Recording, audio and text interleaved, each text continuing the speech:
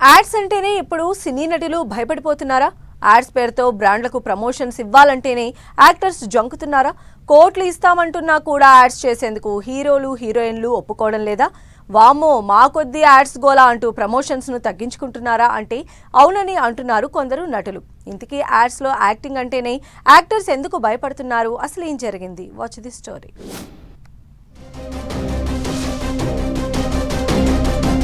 సినీ ఇండస్ట్రీలో సెలబ్రిటీలు యాడ్స్ లో కూడా నటిస్తూ తమ క్రేజ్ ని క్యాష్ చేసుకుంటూ ఉంటారు. చాలా తక్కువ టైం ఎక్కువ రెమ్యునరేషన్ చార్జ్ చేస్తూ ఉంటారు. ఇలా బ్రాండ్ అంబాసిడర్ గా టాలీవుడ్ హీరోలు హీరోయిన్స్ కూడా చేస్తున్నారు. అయితే ఇవి లీగల్ గా ఉన్నాయా లేదా చీట్ చేసేవా అనేది తెలుసుకోకుండా ఆ బ్రాండ్స్ కు బ్రాండ్ అంబాసిడర్ అవుతున్నారు. ఇటీవల ప్రిన్స్ మహేష్ బాబు సాయి సూర్య డెవలపర్స్ అనే సంస్థకు బ్రాండ్ అంబాసిడర్ గా ఉండడంతో ప్రస్తుతం ఈడీ నోటీసులు అందుకున్నాడు. అయితే దీనిలో హవాలా ద్వారా డబ్బులు తీసుకున్నాడని ఈడీ ప్రధాన ఆరోపణ. సాయి సూర్య డెవలపర్స్ సంస్థ ద్వారా చాలా మంది నష్టపోయారని, వారిని గురించి మహేష్ ఆలోచించలేదనే విమర్శలు వెల్లువెత్తుతున్నాయట. మోసపూరిత సంస్థలకు బ్రాండ్ అంబాసిడర్ గా మహేష్ ఉండడం వల్లే సామాన్య జనాలు నమ్మి మోసపోయారు అన్న టాక్ వినిపిస్తోంది. దీంతో మహేష్ లీగల్ గా ఎలా ముందుకు వెళ్లాలో అన్నది ఆలోచిస్తున్నాడట.